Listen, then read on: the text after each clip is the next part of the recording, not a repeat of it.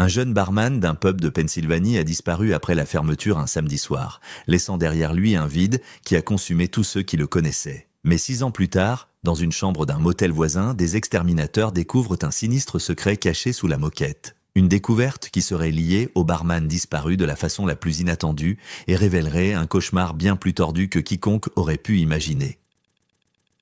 La campagne pennsylvanienne défilait devant le pare-brise de Caleb Brunner tandis qu'il naviguait sur les routes sinueuses en direction de Lancaster.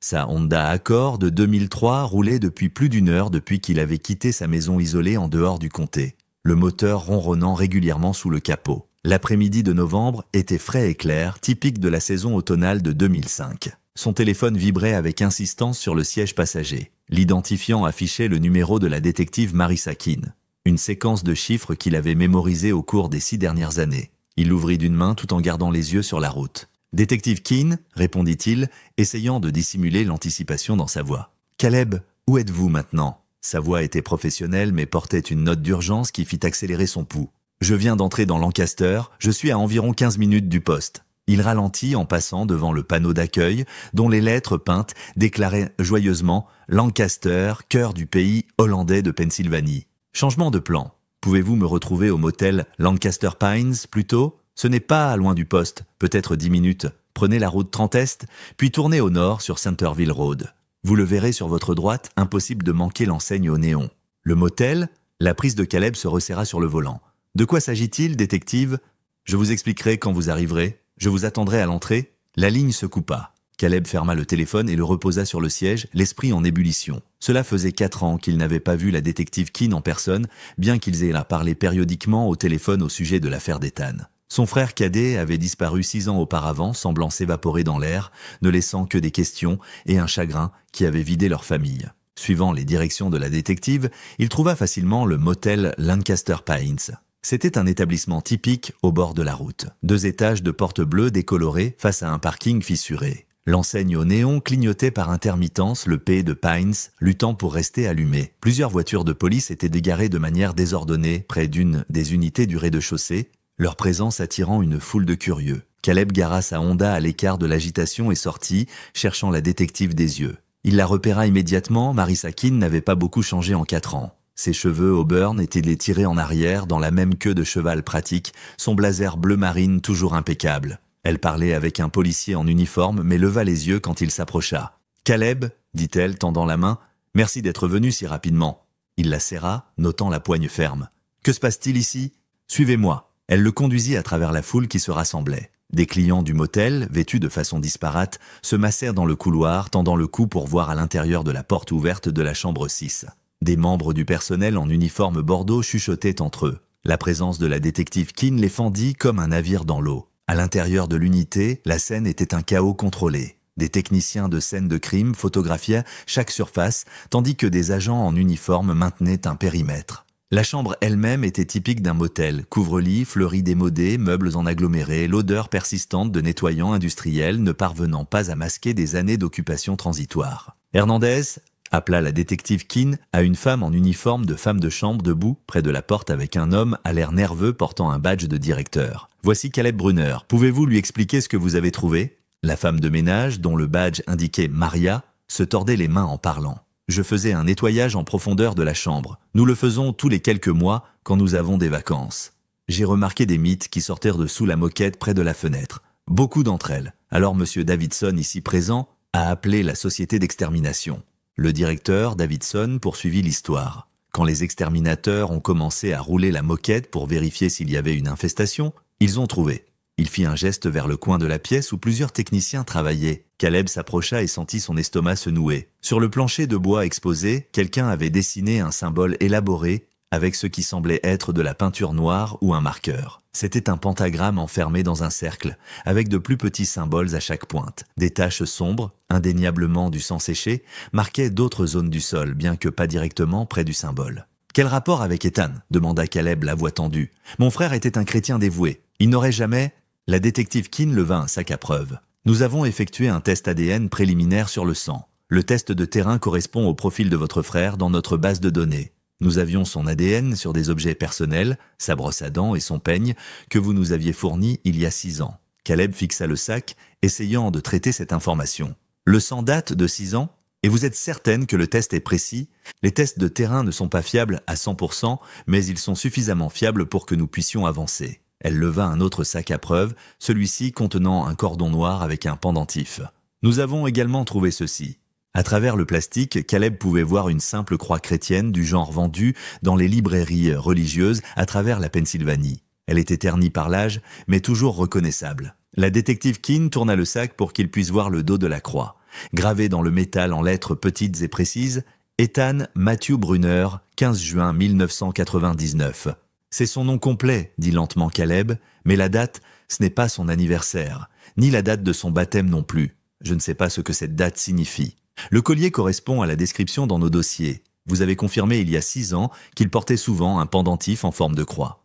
Oui, mais je n'ai jamais vraiment regardé le dos. Je n'ai jamais vu cette date. Caleb rendit le sac à preuve, les mains tremblantes. Y a-t-il autre chose? Un autre signe de lui? Pas encore. Nous traitons toujours la scène. La détective Keene l'étudia attentivement. Caleb, que pensez-vous de ce symbole? Il regarda à nouveau le pentagramme sur le sol. C'est manifestement occulte, satanique, probablement. Y a-t-il des groupes comme ça dans le coin? La détective échangea des regards avec un autre officier. La Pennsylvanie est profondément religieuse, Lancaster en particulier. Nous avons eu des rapports sur certaines activités occultes parmi les étudiants, principalement des choses inoffensives, des jeunes jouant à être rebelles. Il y a quelques groupes, mais rien sur quoi nous avons pu agir. Aucune activité criminelle que nous pourrions prouver. Ethan a-t-il déjà mentionné quelque chose comme ça? Des groupes étranges, des personnes qui auraient pu avoir un problème avec lui? Non, jamais. Il restait surtout seul. Il travaillait juste les week-ends dans ce pub. Caleb fit une pause. Qu'en est-il de son patron, le propriétaire du pub?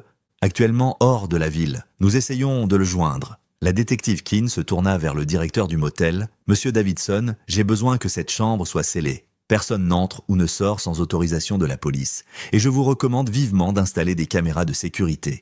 L'absence d'images de surveillance va rendre cette enquête beaucoup plus difficile. » Davidson acquiesça vigoureusement. « Bien sûr, détective, tout ce dont vous avez besoin. » Elle se retourna vers Caleb. « Je dois coordonner avec mon équipe, réinterroger tout le personnel qui travaillait ici il y a 6 ans.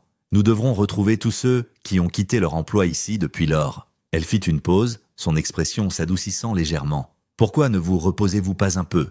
Nous nous occuperons de l'enquête à partir d'ici. »« Je pense que je vais rester en ville quelques jours, » dit Caleb. « Voir si je peux aider d'une manière ou d'une autre. » Elle lui tendit des documents. « J'aurai besoin que vous signiez ceci confirmant l'identification des effets personnels. Et Caleb, je suis désolé que nous nous retrouvions à nouveau dans ces circonstances. » Il signa aux endroits indiqués et rendit les formulaires. En quittant la pièce, il passa devant le directeur qui rassemblait son personnel pour l'interrogatoire de police. À la réception, Caleb réserva une chambre pour la nuit, son esprit encore ébranlé par ce qu'il avait vu. Le réceptionniste traita sa carte de crédit efficacement, puis se précipita pour rejoindre le reste du personnel. Seul dans le hall, Caleb remarqua un présentoir de brochures de touristique. L'une d'elles attira son attention. Vie nocturne de Lancaster. Parmi les listings figurait The Crossroads Pub, notant qu'il ouvrait tous les jours à midi. Il regarda sa montre, 14h30, le pub où Ethan avait travaillé, où il avait passé son dernier week-end avant de disparaître. Caleb mit la brochure dans sa poche et se dirigea vers sa voiture. The Crossroads Pub était situé à un angle de rue, sa façade de briques usées et ses enseignes lumineuses de bière le marquant comme une institution locale. Caleb poussa la lourde porte en bois, laissant ses yeux s'adapter à la pénombre intérieure. L'intérieur était exactement ce à quoi il s'attendait, des lambris en bois foncé, un long comptoir avec des accessoires en laiton et les odeurs mêlées de bière éventée et de nettoyant au citron. Un barman solitaire se tenait derrière le bar, polissant des verres avec une précision mécanique. C'était un homme mince dans la quarantaine avec des cheveux grisonnants tirés en arrière en queue de cheval. Il leva les yeux quand Caleb s'approcha, posant son torchon. « Qu'est-ce que ce sera ?» demanda le barman. « Jacques et Coca » dit Caleb s'installant sur un tabouret de bar.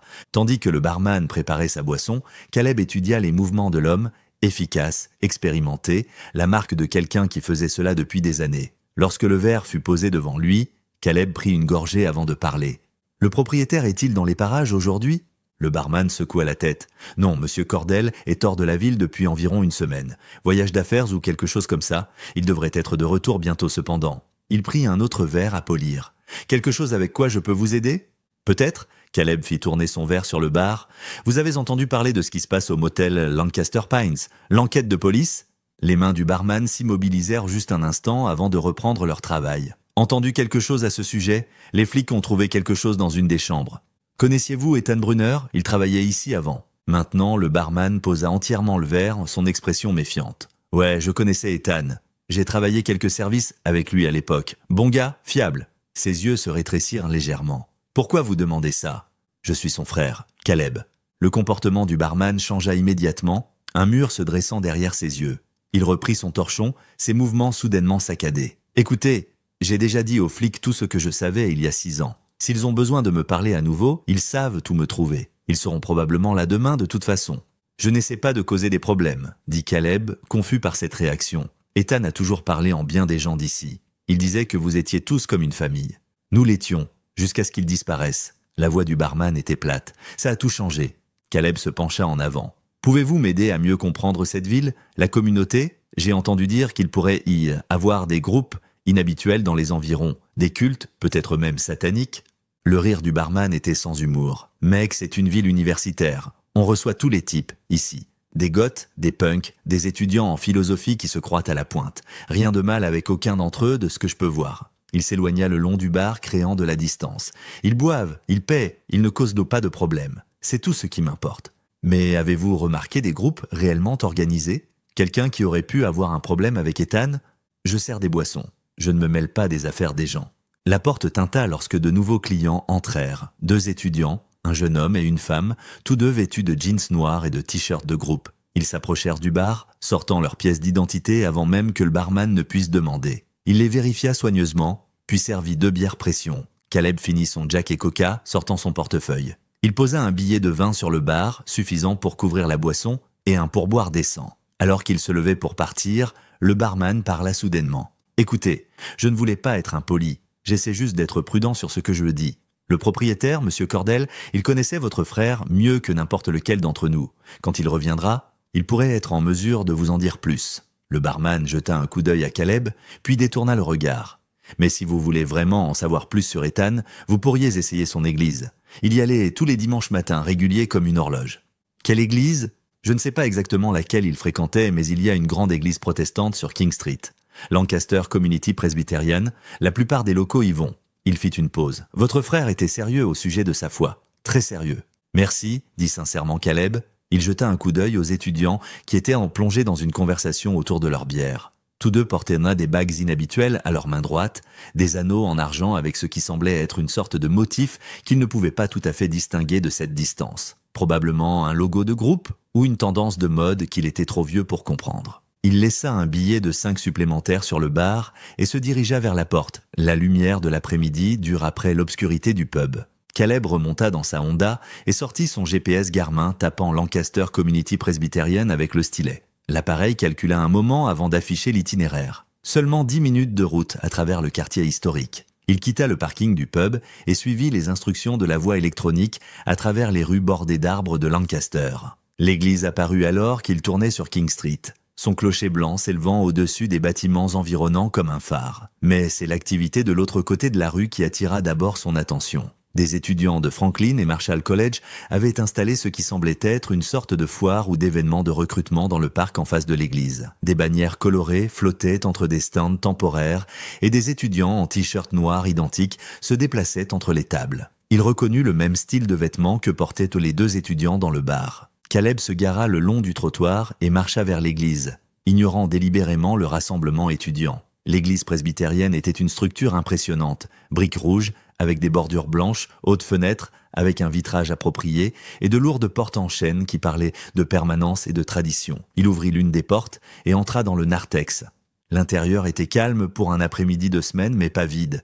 Depuis le sanctuaire, il pouvait entendre des voix s'élevant en harmonie, une chorale en répétition. Il suivit le son, ses pas résonnant sur le sol poli. Dans le sanctuaire, environ 15 personnes se tenaient dans la tribune du chœur, leurs voix se mélangeant dans ce qui semblait être un hymne traditionnel. Un homme dans la cinquantaine se tenait devant eux, dirigeant avec des mouvements précis. Il portait un col clérical et une chemise noire, clairement le pasteur. Caleb attendit dans un banc jusqu'à ce que le chant se termine, puis s'approcha alors que le pasteur donnait des notes à sa chorale. L'homme le remarqua et s'excusa, descendant pour rencontrer Caleb avec une main tendue. « Bienvenue à Lancaster Community Presbyterian, je suis le pasteur David Hartley. »« Caleb Brunner, répondit-il, serrant la main offerte, « désolé d'interrompre votre répétition. » Pas du tout, la chorale peut s'exercer seule pendant quelques minutes. Les yeux du pasteur Hartley étaient aimables mais scrutateurs. Qu'est-ce qui vous amène à notre église aujourd'hui? Je cherche des informations sur mon frère, Ethan Brunner. Il a disparu il y a 6 ans. Quelqu'un m'a dit qu'il était peut-être membre de votre congrégation. Le front du pasteur se plissa pensivement. Ethan Brunner, j'ai peur que le nom ne me dise rien immédiatement. Vous devez comprendre, nous avons plus de 700 membres à chaque service, et nous tenons 3 services chaque dimanche. J'ai tendance à me souvenir de ceux qui sont les plus actifs dans les programmes de l'église, mais il fit une pause. Avez-vous une photographie? Caleb sortit son téléphone Motorola Razr à clapet, naviguant vers les photos sauvegardées. Il montra au pasteur une photo d'Ethan de ses jours de barman, exhibant fièrement 2 cocktails colorés qu'il avait créés. Le pendentif en croix était clairement visible contre sa chemise blanche. « Ah !» dit le pasteur Hartley, pointant l'écran. « Je ne reconnais pas le jeune homme, mais je reconnais définitivement cette croix. Nous les donnons aux membres qui complètent de notre séminaire d'évangélisation.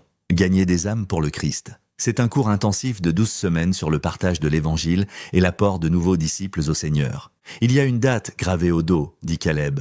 15 juin 1999. Est-ce que cela signifierait quelque chose? Ce serait sa date d'obtention du diplôme du séminaire. Nous les gravons toujours comme commémoration. L'expression du pasteur devint plus sérieuse. Si votre frère a terminé ce cours, c'était un chrétien dévoué, baptisé, engagé à répandre la parole de Dieu. Caleb prit une respiration. Pasteur, la police a trouvé quelque chose ce matin. Au motel Lancaster Pine, il y avait un symbole occulte dessiné sur le sol et du sang qui correspond à l'ADN de mon frère. Le visage du pasteur Hartley s'assombrit. Je ne peux pas croire que quiconque portait cette croix participerait volontairement à des pratiques occultes. Cela va à l'encontre de tout ce que nous enseignons, tout ce que le séminaire représente. Je suis d'accord, je pense que quelqu'un d'autre lui a fait ça. Quelqu'un qui pourrait faire partie d'un groupe occulte. Caleb se pencha en avant. Y a-t-il des groupes comme ça à Lancaster? Le pasteur soupira profondément, jetant un coup d'œil vers les fenêtres. J'en ai bien peur, c'est en fait pourquoi nous avons commencé le séminaire d'évangélisation en premier lieu. Nous avons vu une augmentation alarmante de la fascination occulte parmi les jeunes, surtout les étudiants universitaires. Sorcellerie, cercles magiques, pratiques rituelles, ce qui commence comme de la rébellion ou de la curiosité peut mener à des endroits beaucoup plus sombres.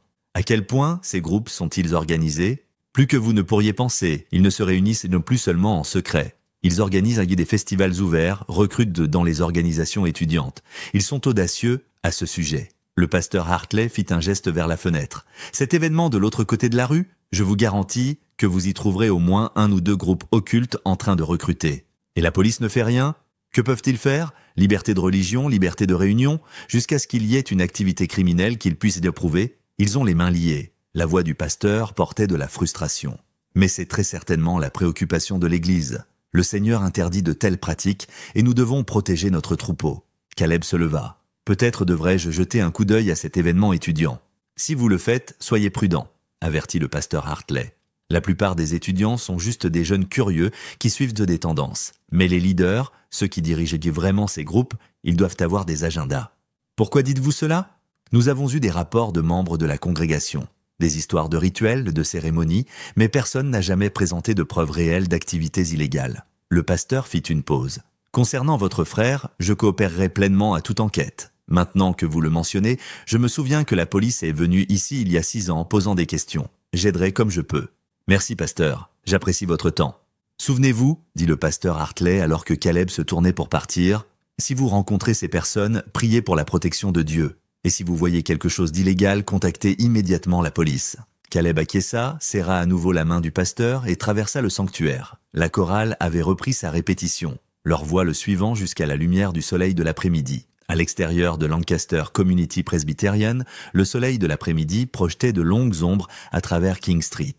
L'événement étudiant dans le parc était clairement en train de se terminer. Plusieurs stands avaient déjà été démontés et des étudiants chargés de des tables pliantes dans des camionnettes. Cela avait du sens, ils étaient probablement là depuis le matin et il était maintenant près de 15h30. Caleb se tenait sur les marches de l'église, réfléchissant à son approche. Il avait 32 ans, clairement pas en âge universitaire, et se démarquerait parmi les étudiants. Alors qu'il pesait ses options, un groupe de 5 étudiants émergea de derrière l'un des stands restants. Ils étaient impossibles à manquer. Un lourd maquillage noir encadrait leurs yeux, leurs cheveux coiffés en pique, délibérément désordonnés et des couleurs qui n'existaient pas dans la nature. Ils se déplaçaient en meute, riant de quelques blagues privées. L'un d'eux, un jeune homme aux mèches vertes, pointa directement Caleb debout sur les marches de l'église. Tout le groupe se tourna pour regarder et leurs rires s'intensifièrent. Ils commencèrent à faire des signes de croix exagérés, s'agenouillant moqueusement dans sa direction. « Soyez bénis, garçon d'église !» cria l'une des filles, sa voix dégoulinant de sarcasme. Caleb remarqua qu'ils portaient tous des bagues identiques à leur main droite, le même style qu'il avait aperçu au bar. Maintenant, il pouvait les voir plus clairement, des anneaux d'argent avec ce qui semblait être un motif de tête de bélier. Il choisit d'ignorer leur raillerie, les regardant monter dans une Ford Taurus délabrée et démarrer en trombe. Derrière eux, un autre groupe d'étudiants habillés de façon similaire luttait avec les restes de leur stand. Ils transportèrent des bannières enroulées, une table pliante et des boîtes de ce qui semblait être des prospectus ou du matériel promotionnel. Une étudiante, une fille aux cheveux noirs de jais avec des mèches violettes, essayait de gérer une bannière particulièrement peu maniable qui devait faire 3 mètres de long. Elle recula dans la rue, la bannière bloquant sa vue de la circulation qui arrivait. Caleb vit le Chevy Silverado avant elle. Il arrivait vite, le conducteur ne s'attendant probablement pas à ce que quelqu'un s'avance sur la route au milieu du pâté de maison. Sans réfléchir, Caleb sprinta en avant, attrapant la fille par la taille et la tirant en arrière. Ils tombèrent tous deux sur l'asphalte tandis que le camion passait en rugissant, son klaxon retentissant avec colère. La bannière s'envola de ses mains, atterrissant enta froissé à proximité. « Bon sang !» halta la fille, étalée sur la rue. « C'était juste. Êtes-vous blessé ?» demanda Caleb, l'aidant à se relever. Ses paumes étaient raflées par la chute, mais rien de grave. « Non, je vais bien grâce à vous. » Elle épousseta son jean noir, l'air secoué. « Je ne l'ai même pas vu venir. » Ses amis avaient remarqué l'agitation et accoururent. « Lily, que s'est-il passé ?»« Je vais bien, les rassura-t-elle. Ce type m'a sauvé. » Caleb aida à rassembler ses affaires éparpillées, la bannière annonçant quelque chose appelé « Société de spiritualité alternative », une boîte de dépliants avec des symboles qu'il ne reconnaissait pas et ce qui ressemblait à des paquets d'encens. « Laissez-moi vous aider à porter cela jusqu'à votre voiture », offrit-il. Lily acquiesça avec gratitude et ils marchèrent envers une Honda Civic garée plus bas dans la rue. Ses amis étaient retournés charger leur propre véhicule. Alors qu'ils chargèrent des objets dans sa banquette arrière et son coffre, Caleb ne put s'empêcher de remarquer le contenu du coffre, une boîte remplie de ce qui semblait être des cigarettes roulées à la main. Probablement de la marijuana étant donné l'odeur herbacée distincte, plusieurs caisses de bière Keystone Light et une autre boîte scellée qu'il ne pouvait pas identifier. Lily ferma rapidement le coffre. « Merci encore. Vraiment, j'aurais pu être tué. » Ses amis sifflèrent depuis leur voiture. « Lily, viens !»« Je dois y aller, » dit-elle, se précipitant vers le côté conducteur. « Mais sérieusement, merci. » Elle s'éloigna, suivant le véhicule de ses amis. Ce n'est que lorsque sa Honda s'arrêta au carrefour un pâté de maison plus loin que Caleb remarqua quelque chose qui brillait dans la rue où ils étaient tombés. Il attendit une pause dans la circulation, puis le récupéra. C'était l'une de ses bagues en argent, clairement celle de Lily, maintenant tordue et brisée après avoir été écrasée par plusieurs véhicules. Le design était plus clair de près. Définitivement, une tête de chèvre entourée d'un pentagramme. L'anneau était presque cassé en deux. Caleb leva les yeux pour voir la voiture de Lily toujours en attente au feu rouge. Sans vraiment y réfléchir, il courut jusqu'à sa propre voiture. Elle l'avait sauvé d'assister à une tragédie. Le moins qu'il puisse faire était de lui rendre son bien. Peut-être en avait-elle besoin pour quelque chose. Il démarra son moteur et sortit, gardant la Honda de Lily en vue, alors que le feu passait au vert. Caleb maintint une distance prudente derrière la Honda Civic de Lily, alors qu'elle suivait la voiture des autres étudiants à travers la périphérie de Lancaster. Les bâtiments se firent de plus rares, remplacés par des terres agricoles et des parcelles de forêt. Après 20 minutes, ils avaient clairement quitté les limites de la ville, et le malaise de Caleb grandissait. Où ces étudiants se dirigeaient-ils ? La route serpentait à travers le paysage rural de Pennsylvanie, passant devant des granges usées et des champs en jachère se préparant pour l'hiver. La circulation s'amenuisa jusqu'à ce qu'il soit pratiquement seul sur la route à 2 voies. Après 10 minutes supplémentaires, le clignotant de Lily s'alluma et elle se gara sur l'accotement. La voiture de tête s'arrêta 100 mètres plus loin. Caleb se gara derrière elle, ses mains tremblant légèrement alors qu'il coupait le moteur. À travers son pare-brise, il vit Lily sortir de sa voiture, son langage corporel tendu. Il sortit à sa rencontre. « Pourquoi me suivez-vous » Sa voix était tranchante, effrayée. « Que voulez-vous » Caleb leva les mains pacifiquement. « Je suis désolé, je ne voulais pas vous faire peur. Vous avez laissé tomber ceci là-bas. » Il sortit la bague brisée de sa poche. « J'ai pensé que vous pourriez en avoir besoin. » Lily prit l'anneau d'argent déformé, examinant le motif fissuré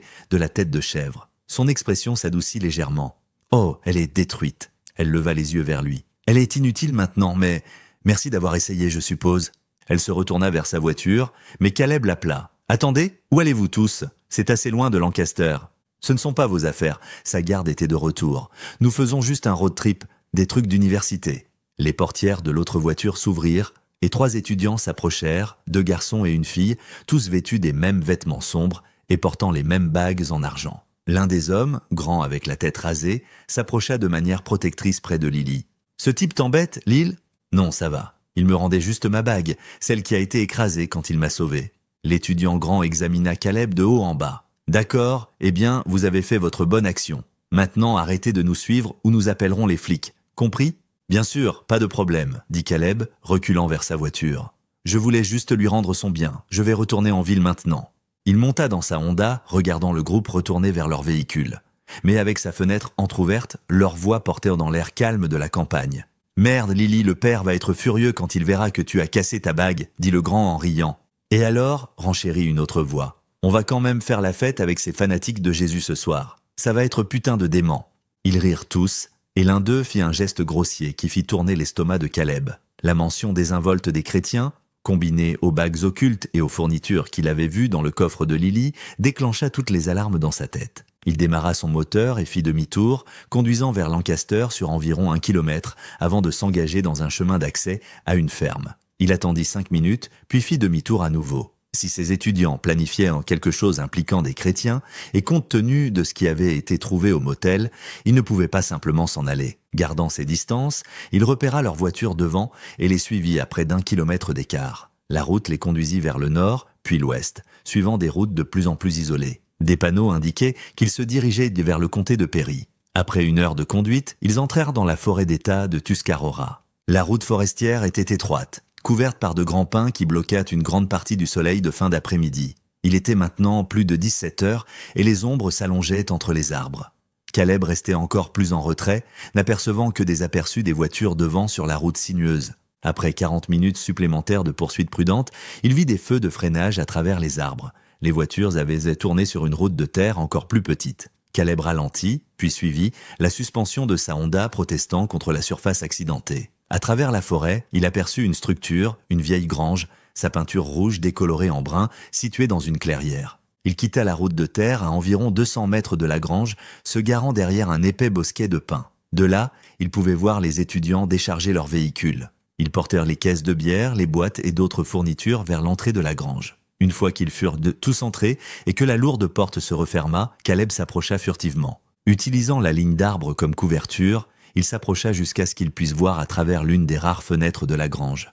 L'intérieur était sombre, à l'exception de la lumière vacillante des bougies. Des silhouettes sombres se déplaçaient, et il pouvait distinguer ce qui ressemblait à des robes enfilées par-dessus des vêtements ordinaires. Caleb vérifia son téléphone, 2 barres de signal. Pas génial, mais suffisant pour des appels d'urgence. Il s'installa derrière un grand chêne pour observer, se demandant s'il surréagissait. Peut-être que c'était juste une fête d'étudiants inoffensive, un groupe de jeunes jouant aux occultistes. Ils semblaient tous avoir plus de 21 ans, la bière était légale. Il était sur le point de retourner à sa voiture quand un cri perça le calme de la forêt. Ce n'était pas un cri de fête ou un rire, c'était de la pure agonie brute et désespérée. Le sang de Caleb se glaça. Il chercha maladroitement son téléphone, composant le 911. Un autre cri résonna depuis la grange alors que l'appel se connectait. « 911, quelle est votre urgence ?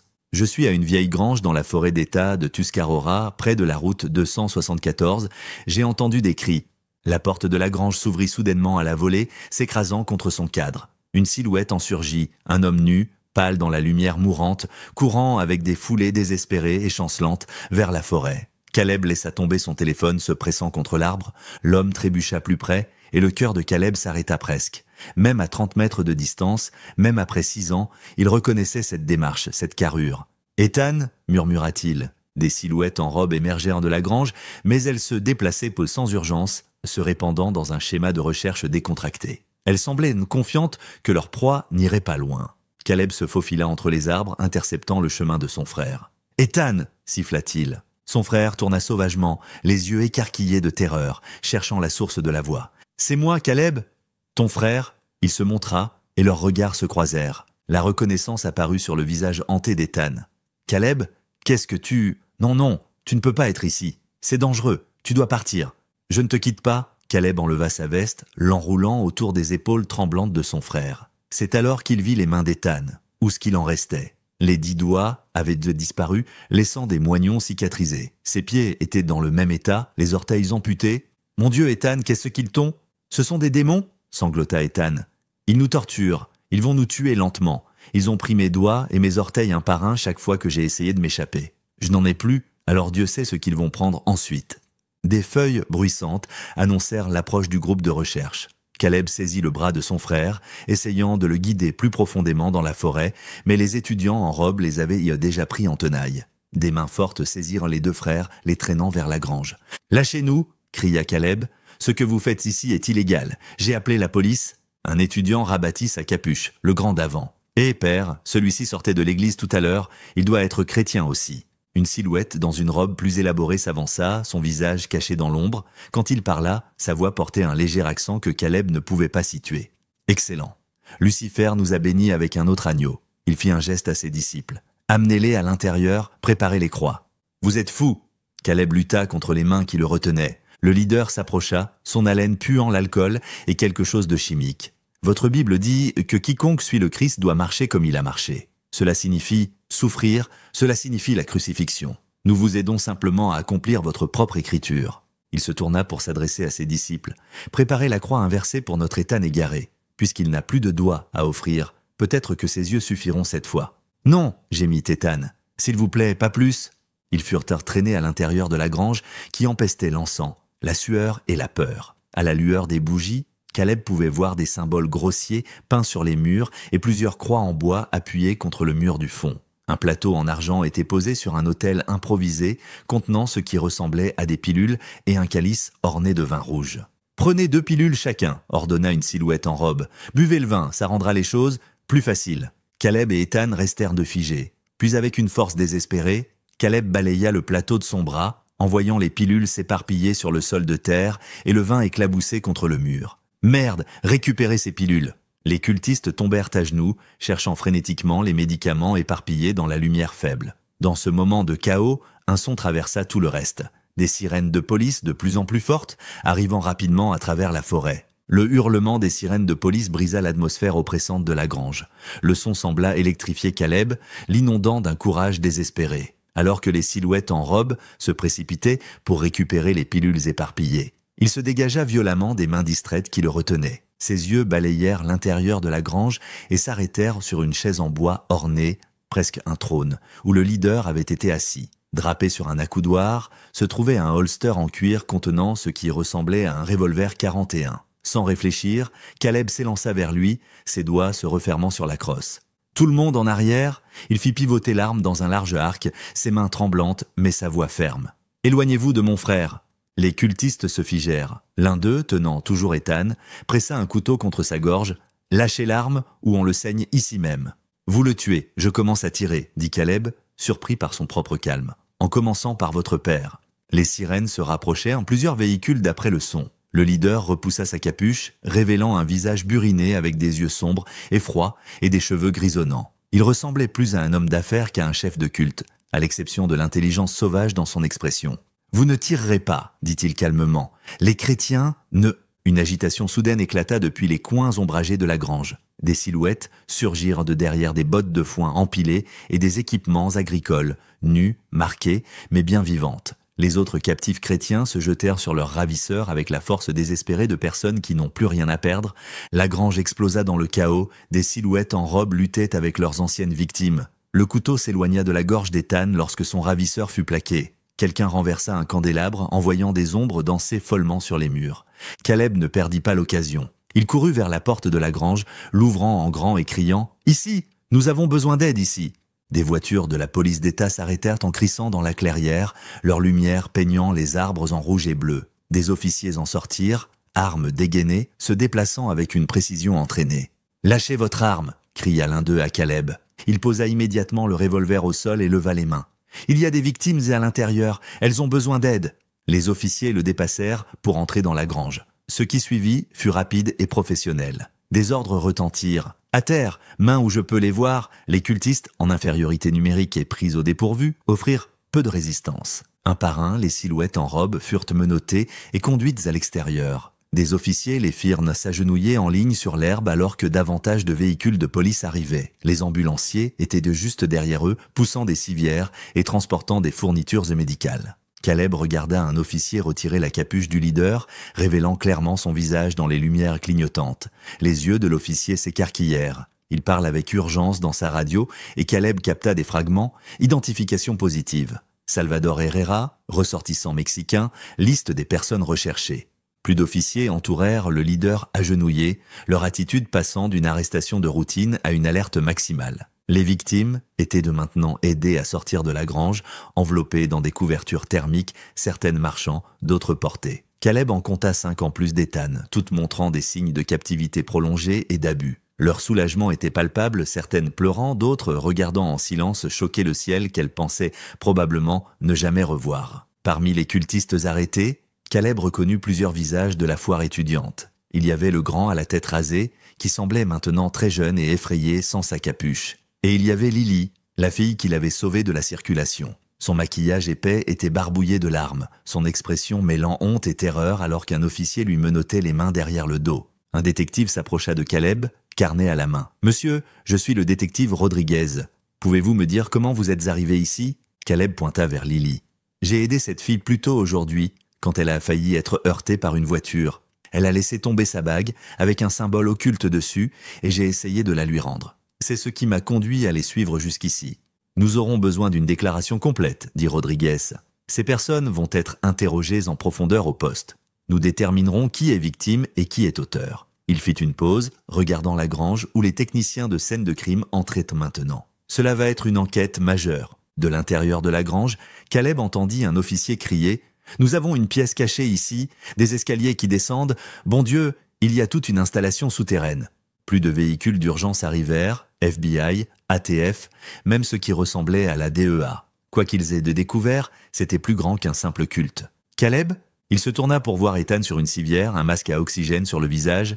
Caleb se précipita aux côtés de son frère, les larmes coulant enfin. Ils se serrèrent les mains, ou dans le cas d'Ethan, ce qu'il en restait. « Je pensais que tu étais mort », murmura Caleb. « 6 ans, Ethan, nous pensions que tu étais parti. » Ethan écarta légèrement le masque. « Tant de choses se sont passées, je ne peux pas maintenant. Un jour, je te raconterai tout, mais... » Sa voix se brisa. « C'est bon, dit Caleb, tu n'as rien à expliquer. Tu es vivant, c'est tout ce qui compte. » Un ambulancier remit doucement le masque à oxygène d'Ethan. « Monsieur, nous devons le transporter maintenant. Il est gravement déshydraté, malnutri, et les amputations montrent des signes d'infection. Il a besoin de soins hospitaliers immédiats. »« Quel hôpital ?» demanda Caleb. « Lancaster General ? Êtes-vous de la famille ?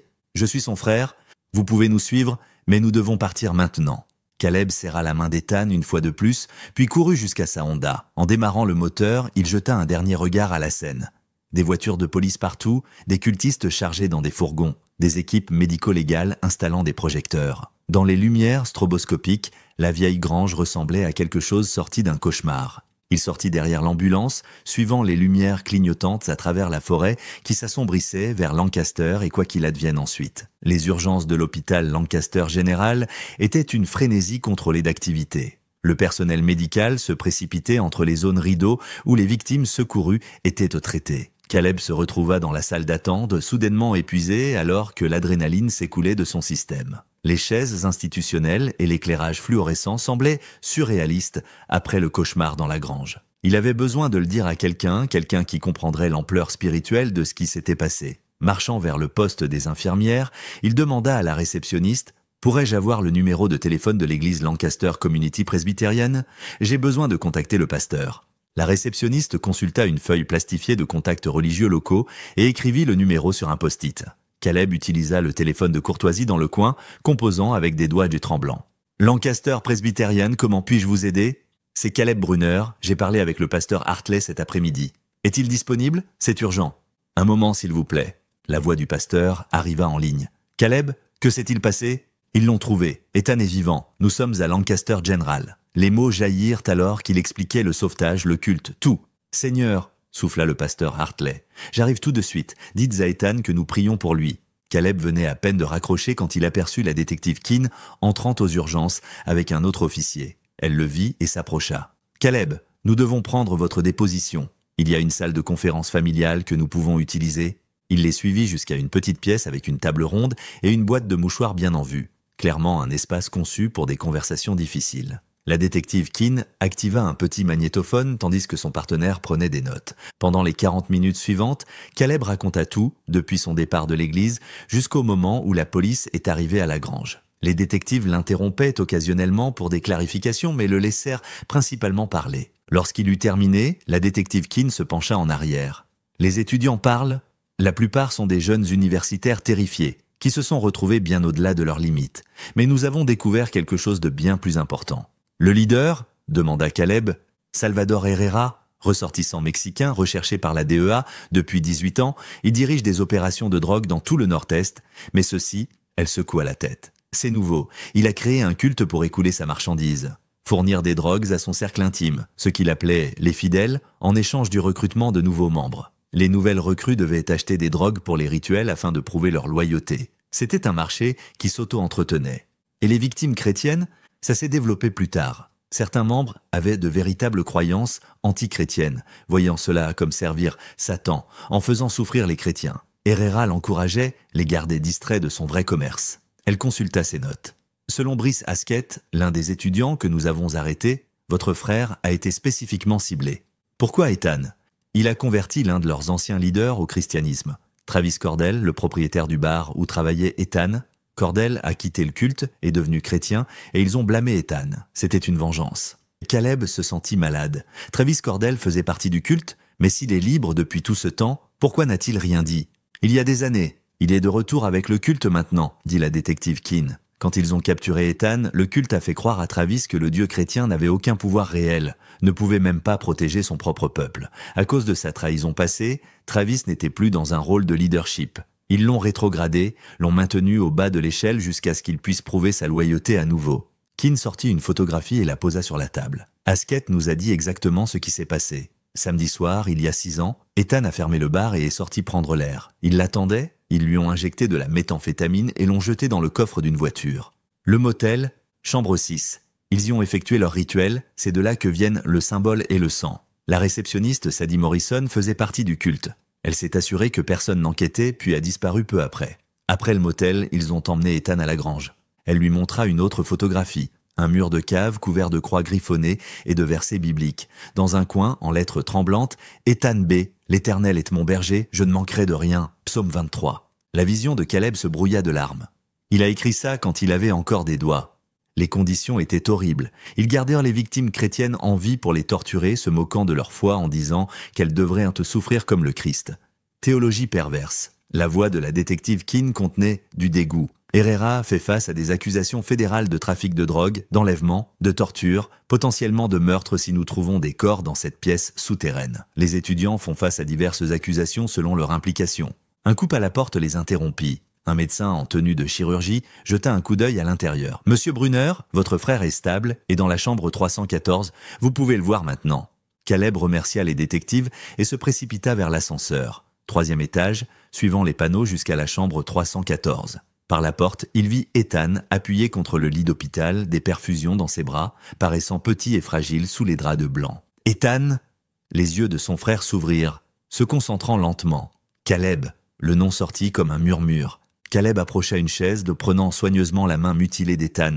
Les larmes coulaient librement maintenant, 6 ans de chagrin, de culpabilité et d'espoir se mélangeant. Les lèvres d'Ethan bougèrent, à peine audibles. « Quand je marche dans la vallée de l'ombre de la mort, je ne crains aucun mal. »« Car tu es avec moi, » termina Caleb. « Ta houlette et ton bâton me rassurent. » Une silhouette apparut dans l'embrasure de la porte, le pasteur Hartley, toujours en col clérical, portant une Bible usée. « Puis-je » demanda-t-il doucement. Caleb acquiesça et le pasteur entra, se tenant au pied du lit. « Ethan, je suis le pasteur Hartley de Lancaster Presbyterian.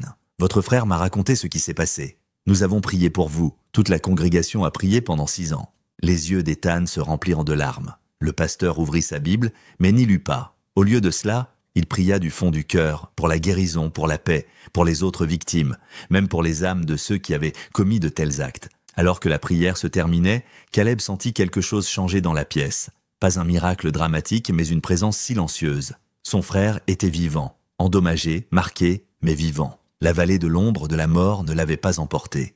Par la foi, Par l'espoir, par un amour qui avait enduré 6 ans d'incertitude, ils s'étaient retrouvés. Et dans cette chambre d'hôpital, avec les machines qui bipaient et le système de sonorisation appelant les médecins, Caleb comprit que parfois les plus grands témoignages viennent des endroits les plus sombres. Ethan serra faiblement sa main et Caleb la serra en retour, aucun des frères n'ayant besoin de mots. Ils étaient à nouveau ensemble. Tout le reste pouvait attendre.